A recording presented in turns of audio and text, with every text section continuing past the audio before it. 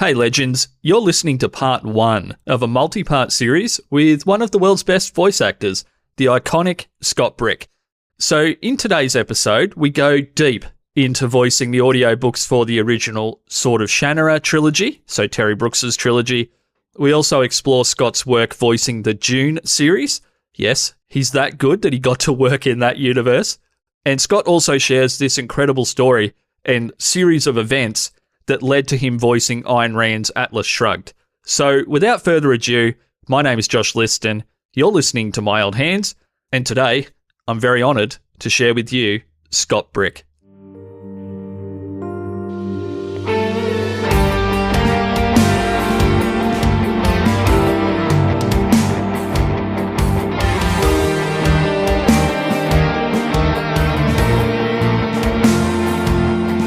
So my guest today has narrated close to 900 audiobooks, including some absolute classics, guys. Jurassic Park, the Reacher series, the Bourne trilogy, and he's also the narrator of my favourite fiction book of all time, genuinely of all time, Terry Brooks's The Elfstones of Shannara. He's one of my favourite actors of any type that's out there, so I'm probably going to go full fanboy today. And just being on the call and speaking to the man right now, it's just your voice is so familiar. And it just fills me with a real happiness, particularly since it's 7 a.m. in the morning. So welcome, Scott Brick. Thank you for having me here. I'm grateful. I'm grateful we can make this work out. And so you just said it was the Elfstones of Shannara? Yes. Yes. You just mentioned? Okay. I have to tell you that years ago when I spoke with Terry Brooks, and this wasn't even when I was doing the book, years before I had been... I'm a science fiction geek. You can probably tell from, the stuff behind me. The bookshelf? Yes, exactly. And I was interviewing him for a science fiction magazine, and he told me that he believes Elfstones is his best work.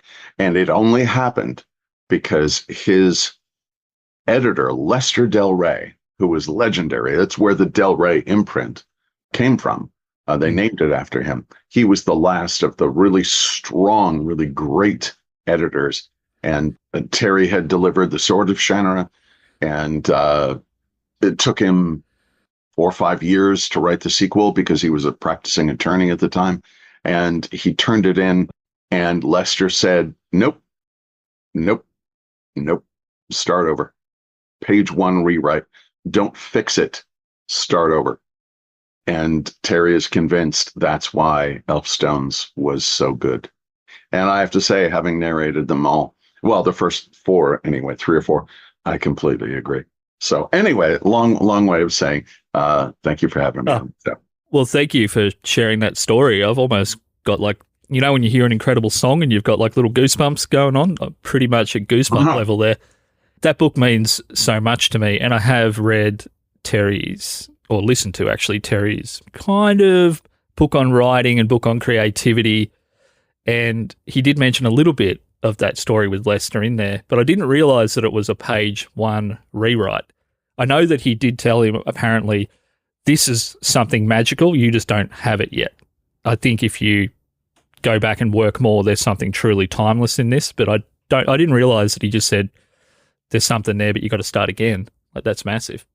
Yeah, I spent a lot of my life as a professional writer. Before I got into narration, I had published, I think, 300 magazine articles and was a published playwright and a screenwriter as well. And I've been involved in page 1 rewrites. I was offered a screenplay once, a project that we had to adapt.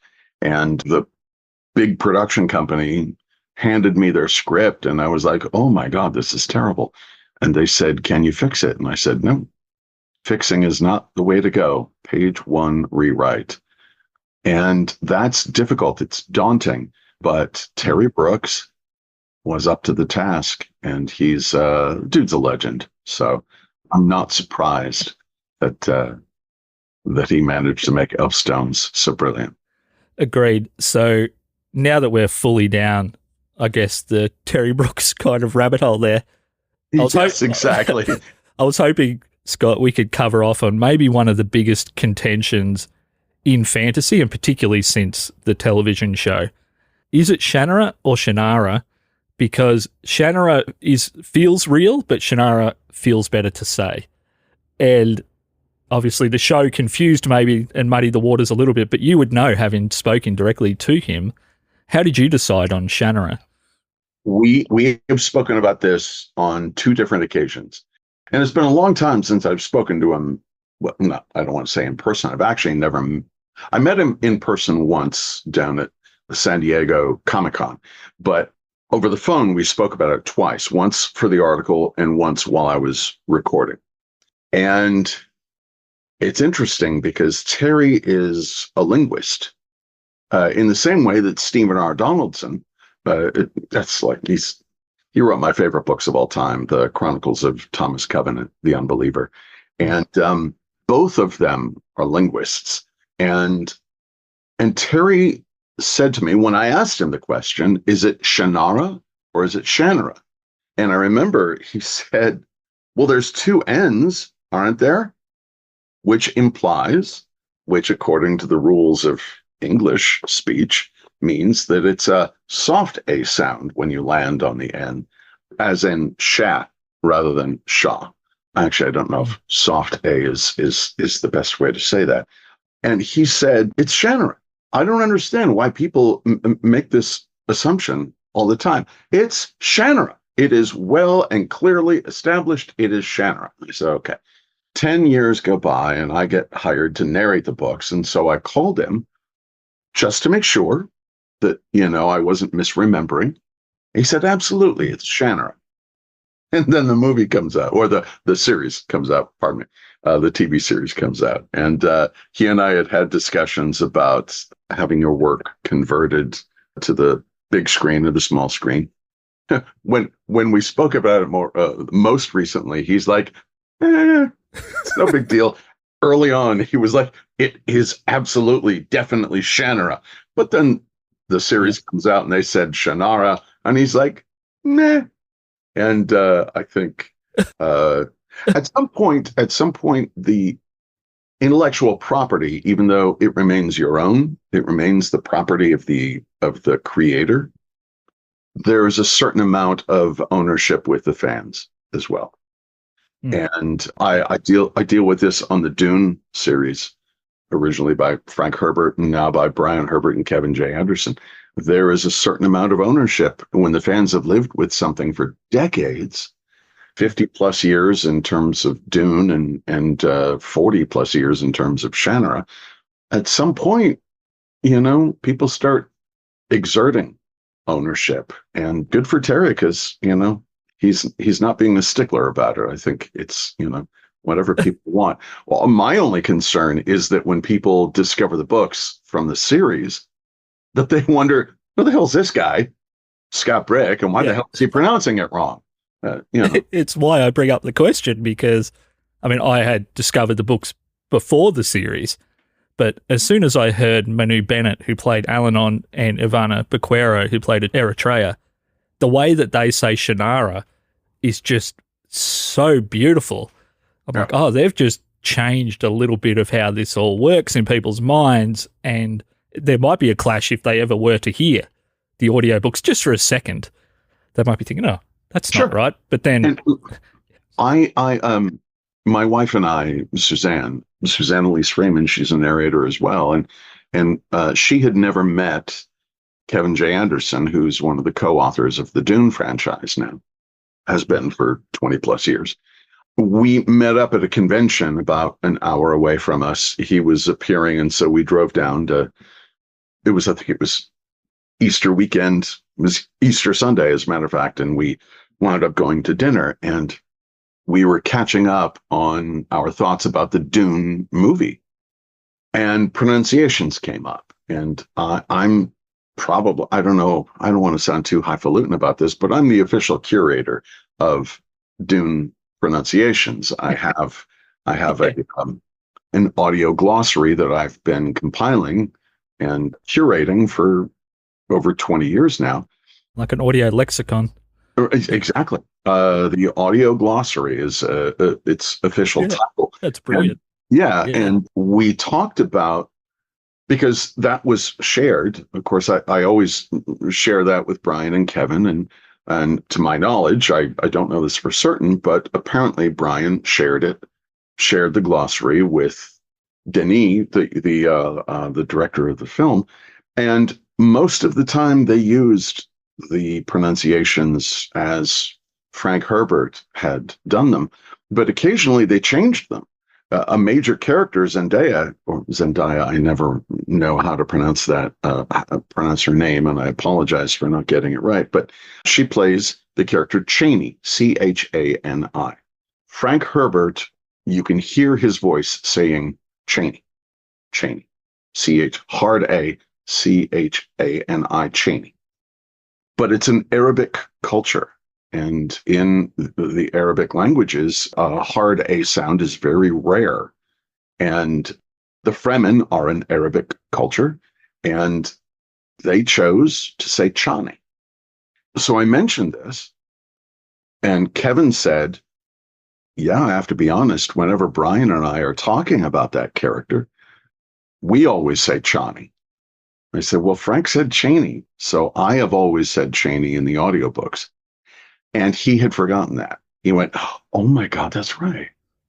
And so we just had a little chat, a little discussion about it. And I said, look, for me, my North Star is Frank Herbert. Whatever he said, that is what I'm always going to say. He said Chani, I will always say Chani. And now, after the films, people will listen to the audiobooks and say, what the hell is going on with this guy that he says Chani rather than Chani?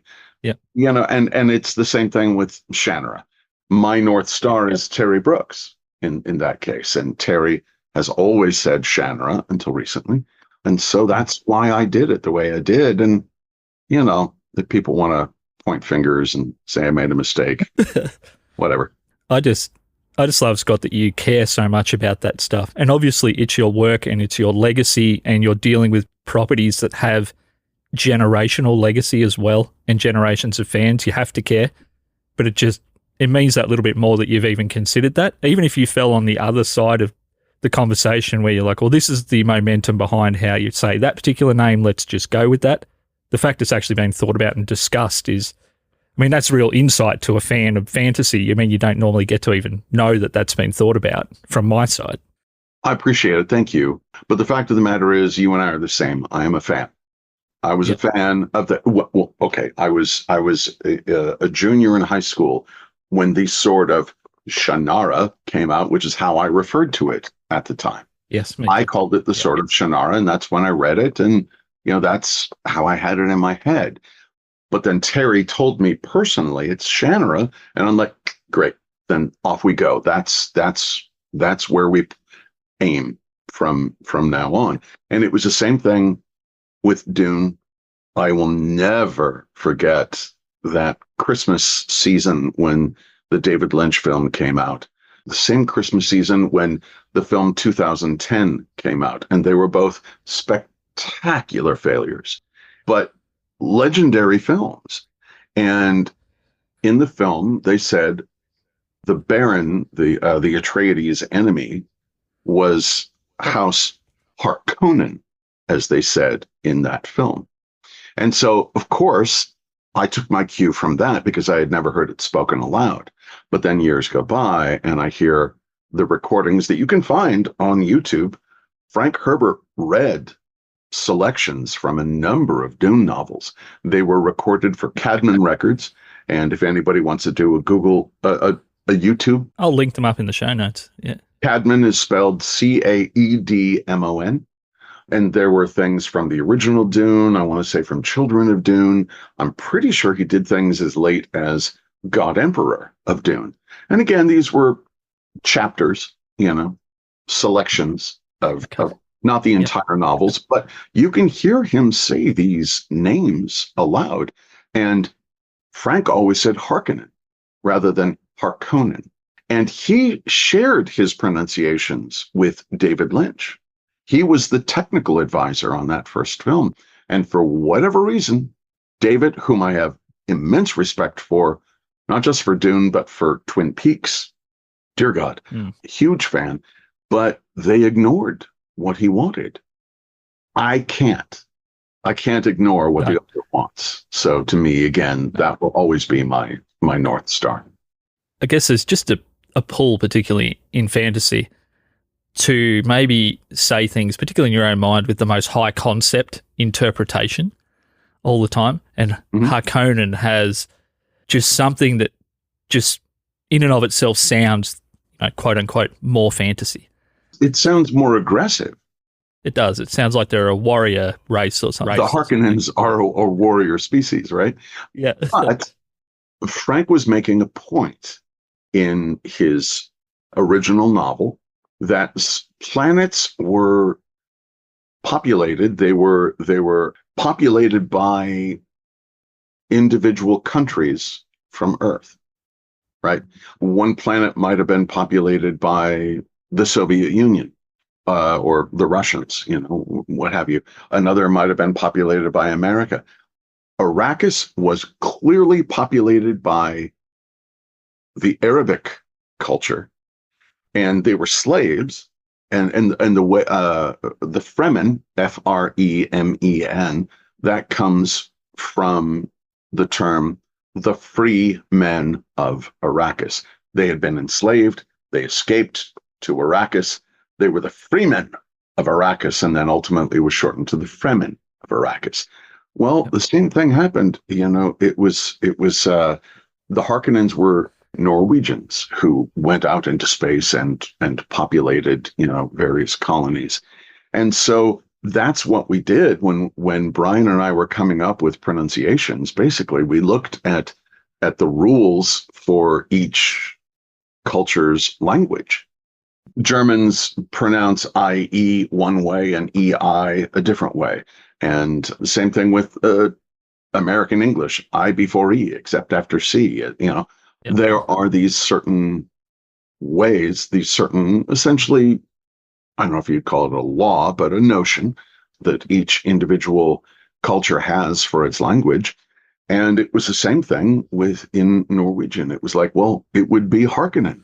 It wouldn't be Harkonnen, even though that sounds more predatory, even though it sounds more... It sounds more antagonistic, for sure. Antagonistic, absolutely.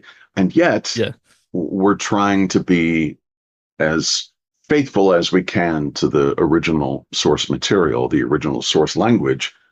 And frankly, I have put in, over the years, more than 1,000 hours on the Dune glossary, the audio glossary. And even though I put in so many hours, I'm not going to get paid for those hours. But it matters to me because I was a fan first and a narrator second. And the fans deserve that. The fans deserve my time and Brian's time and Kevin's time and the time that Frank put into recording all of that original source material, and all of the time that Terry Brooks has put into thinking about how these things should sound. And it's a privilege that I get to say them aloud. I want to get it right.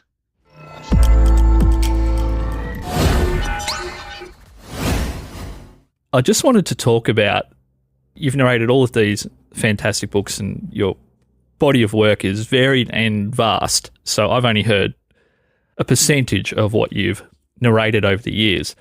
I wanted to talk about a book that I don't necessarily want to talk about the content of the book because people feel many different ways about this particular book, Atlas Shrugged. Oh, sure. The finished audio of that particular work is 63 hours. Yeah. What's it like to prepare for a project like that? And what's it like to be right in the middle of a project like that? You're past the beginning, but you're nowhere near the end.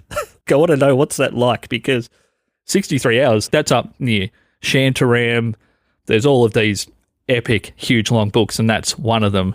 I just want to know, how was that? Well, you talked about the subject matter. What I would love to say is that almost anything can be claimed by anyone. Yeah, correct. The director of Groundhog Day, he was an actor in Ghostbusters, Harold Ramis. Please forgive me if I got that wrong. He directed and rewrote the original draft of Groundhog Day.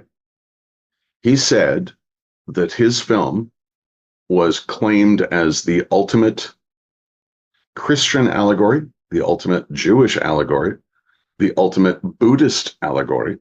Everybody sees themselves in the end product. And I think Atlas Shrugged is typically looked at least in terms of American politics. Republicans in America love Atlas Shrugged. Democrats have claimed Atlas Shrugged. And so I was like, okay, whatever. My mom is as Democrat as the day is long, and it's her favorite book. So, okay, whatever. I got hired, and here's the crazy thing. I had just started licensing audio projects. The Chronicles of Thomas Covenant. I bought the audio rights to those books by Stephen R. Donaldson, and I recorded them myself and put them up for sale, distributed them. We go through Blackstone Audio for distribution.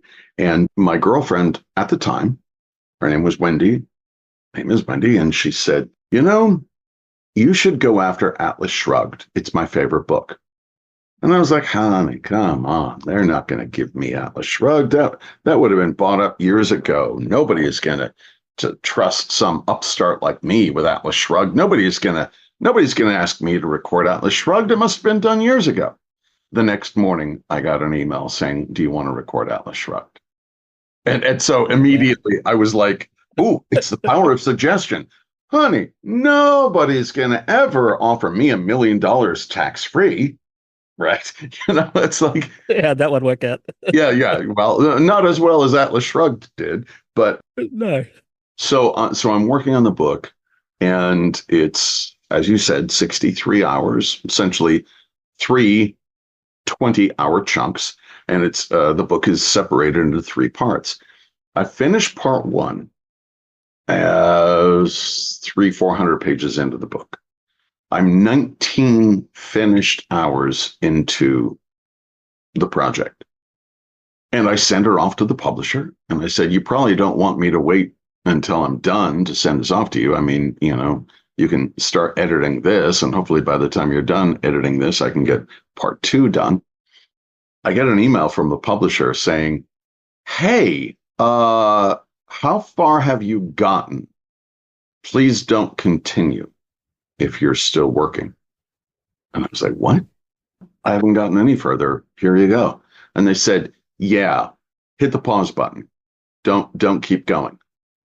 And I'm freaking out, going, what's the problem? They didn't like my microphone. I had just installed my home studio.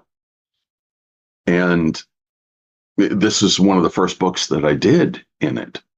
But I had done 2 books previously for that same publisher in the weeks previous. And I said, I don't get it. You don't like my microphone. I use that microphone all the time in other studios.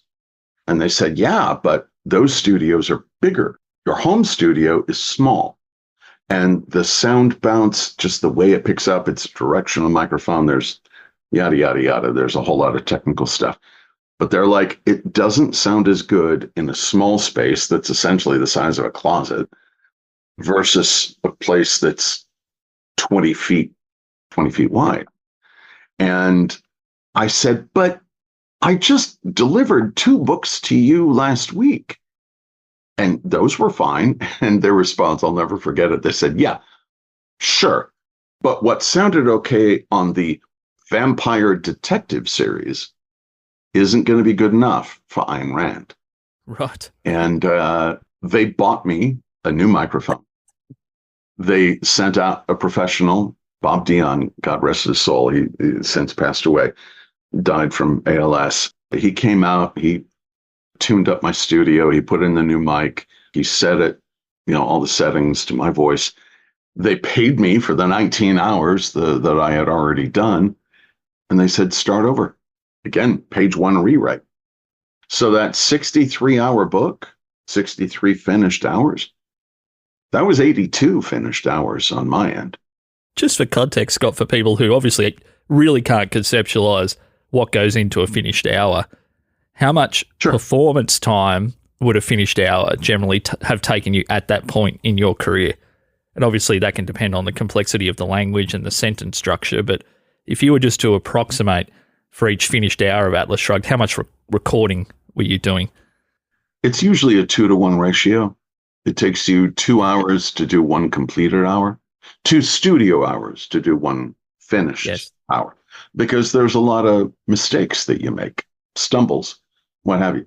So 63 hours, or 82 as it was in my case, that was 160 hours in my booth. So, at 40 hours a week. But, you can't really do a 40-hour week because your vocal cords just won't really hold up. If I can get 15 finished hours a week done, which would be 30 hours in the booth, that's a lot. And I know people who have different kind of jobs who were, doing checkout at the grocery store or digging a ditch or practicing law. I know the way it sounds when I say, boy, a 30-hour work week is a really full week, and everybody must be rolling their eyes so loudly that you can hear it. But the vocal cords, you have to take them into consideration. And when you're really tired doing any of those other jobs, any other kind of jobs, you may be really, really tired, but you can push through. But you can't if you're talking for a living, because people can hear it when you're ragged. I would also say that most other jobs, there's really only a small percentage of that job where you're expected to be at peak performance and operating at 100% for the outcome to be judged a success. Whereas you're basically expected to execute at 100% for every second that people hear of that. There's no wavering in performance. And I'm grateful you brought that up, because I really don't want to, belabor the point, but I don't want to complain. I don't want to bitch and moan and say, I have it so hard. I talk for a living. You know what? I would talk anyway. I'm getting paid to do something I would do anyway. But the fact of the matter is, if you're doing something, a lot of jobs, again, just going to like a checker at a grocery store, or digging a ditch, or farming, or whatever. And I hope this won't sound the way I fear it will sound, but there's a certain amount of muscle memory that goes into it. If I'm getting a code and I'm dragging it over the sensor at a grocery store, I can do that without thinking about it. I have to think about my job every single second. I have to wonder, did I emphasize that correctly? I used an increase in volume to emphasize that line. Maybe if I decreased the volume to emphasize it, it would be better. There are 8 ways to emphasize human speech. And every single time I find myself emphasizing something, I have to ask myself, did that serve the story? Did it serve the author's narrative? Should I go back and change that? And that's something that, other jobs may not require. And Suzanne, my wife, and I, we come upstairs after our recording days, and we're just like, oh God, oh God. And we turn on Big Bang Theory, and we're vegging out, and I always say, Christ, we weren't digging ditches. Why are we so tired? It's because you have to concentrate every single minute of every day. And I get it. Cry me a river. I totally get it. But it is exhausting. I mean, my dad was an electrician, a very hardworking electrician, but he also owned a farm. It wasn't a hobby farm. He bought it, but it was too big to be a hobby farm. It was a real farm. And he dug a lot of holes, and I helped him do that. Once the hole's dug and it's been filled back up, no one's judging the width of the hole, how deep it was, whether you rushed it, whether you threw dirt on your feet. None of that matters from the second the hole's full again. Whereas your work is someone's listening to that with some level of critical ear for the rest of, well, as long as that product's available for people to listen to. So you're actually existing in the moment and projecting forward to how will people interpret that, not just how did I interpret that. It's got to be taxing on the brain. So it is, but something about your father I really respect. Friend Jim Mahowski, sadly, he's no longer here. He passed away 10 years ago. He was a sound technician for film, TV, commercials. He was an electrician as well. It was part of his job to be able to wire for sound.